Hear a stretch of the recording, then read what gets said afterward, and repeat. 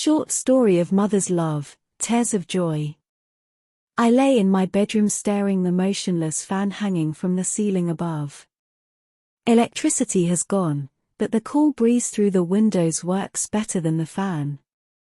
Despite that, sweat drops cover my body. The pain in both legs makes me mad. 2 months back a slip in the corridor had gifted me broken bones in both legs. Amidst the pain, the fingers of my left hand are wrapped around the cell phone. The pain in my heart coupled with the unbearable pain in my legs makes my grip over it even tighter. I am expecting a call. A call from my son-in-law. A confirmation call for me to add myself to the group of grandmothers. The most precious person in my life, my money, is admitted in the city hospital for her delivery. My kid is just 19 years old and is going to be a mother. I know it isn't news in today's world. But for me, it is. An accident had taken away my husband when Money was 7 years old. That time I had thought that my life was over. But it wasn't. Without much education and a stable employment, I had taken pains all these years to raise Money, giving her every comfort a middle-class child would expect. But I couldn't send her to college, though she was a good student who aspired to study more. When my pretty daughter turned 18, the proposal from this decent, employed guy, my son-in-law, had come.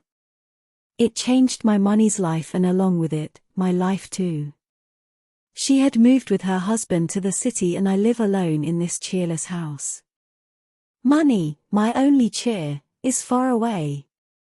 My son-in-law had promised to send her to college, but soon she became pregnant. It wasn't a mistake too. And even now he assures me that he will send her for study, after the child is born. I don't know. But there is no reason for me to doubt my son-in-law. For my Money, he is a good and loving husband who takes good care of her and my daughter is happy with him. That automatically makes me glad. And sometimes, her age gives her fears, which she lavishly gives me too. Whenever she shows that generosity, I become weak like a one-armed boxer and the life scares the hell out of me. These days, I can't move myself without my old aunt's help, so taking care of Money seemed something unthinkable, so she had to plan her delivery in the city itself. They have hired someone to take care of her. As travel has been impossible for both of us, I haven't seen my daughter in months. Since then our only contact was through cell phone. She calls me umpteen number of times for sharing even her most silly doubts and fears. I understand how much impact a mother can make on her children. My words, loaded with love, strengthen her, give her courage to face things for which a woman is destined. That's when I realized how important a cell phone is in my life. I don't know how I would have managed without the cell phone, which meant no connection with my only daughter, for whom I have lived so far and for whom I am still living. Once she asked me, "Amy, what if my child is a stillborn?" When I went for checkup, another girl I met there told me her first child was a stillborn. Always I ask her to be positive, to pray and to not think about such matters. Another time she asked, "Amy, what will you do if I die?" She, with that question, had taken my good life that very moment. Her fears always make me fragile. I had become her mother at a younger age than hers. But I hadn't given much thought about it then. I was just excited about the baby, my baby. Even if I had fears, there was none to support me. My mother was a harsh one. I was ignorant. Sometimes, ignorance helps. When my date was due, fear had gripped me. But soon, I had become extremely happy seeing my cute baby, my Money. But Money's question had made me panic. I can't even imagine losing her. I would rather die with her. I had cried, had scolded her for asking that. I don't know what other mothers think, but I am more concerned about my daughter and her life than the child's. It may sound selfish, but it is a truth. Childbearing is not a big event as larks and larks are born each day. But even the most mundane thing becomes the most important news when it comes to our children or close people.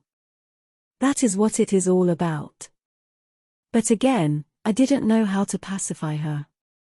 I just had told her nothing like that would happen. But the fear which found home in my heart from that moment has remained there like an uninvited guest. What would I do without her? A girl's best friend is always her mother. But taking our circumstances into consideration, I am unable to be with her, when she needs me the most, to stray away all her fears. I cry over my helplessness. I know it doesn't help. But that's the only thing I am able to do now. I find my cell phone as one of the most treasured possessions. The thing that makes me alive, connecting me with my life, with my breath, which makes me forget all the pain by her sweet voices. I check the cell phone, nothing new. I don't want to call and disturb them.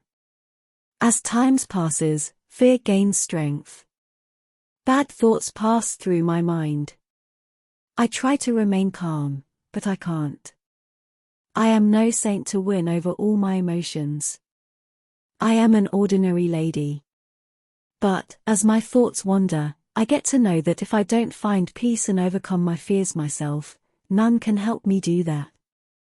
I think about my life.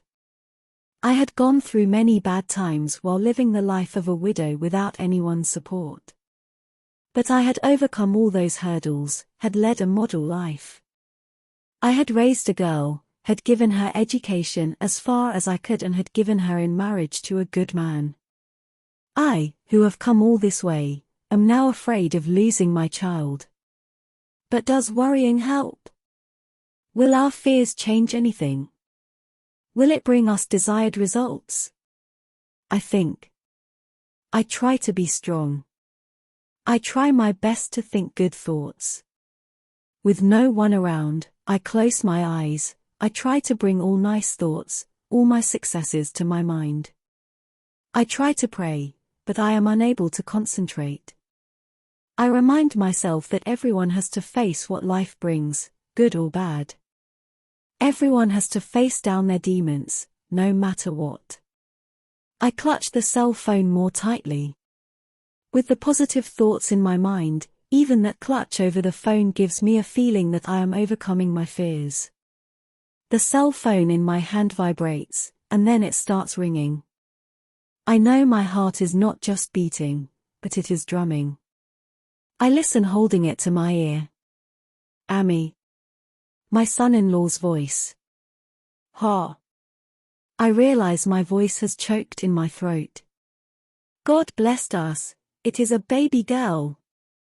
Both money and baby are healthy and fine. Be happy, Amy. I wanted to thank God. But no voice came out of me. Amy, you there? Habita, I am hearing, God has shown mercy. After a brief talk about money and kid, I put the cell phone down. My little money has become a mother of another girl. Maybe, someday she also will go through the tensions which I have undergone, but again, maybe not. At that time girls can be much bolder than the present times. Tears flow down my face, tears of joy, the same tears I had 19 years ago, when I saw my money's face for the first time. The uninvited guest has left my heart. I am sure it has left my daughter's heart too. My daughter has me to drive her fears away. For me, I have to do it myself.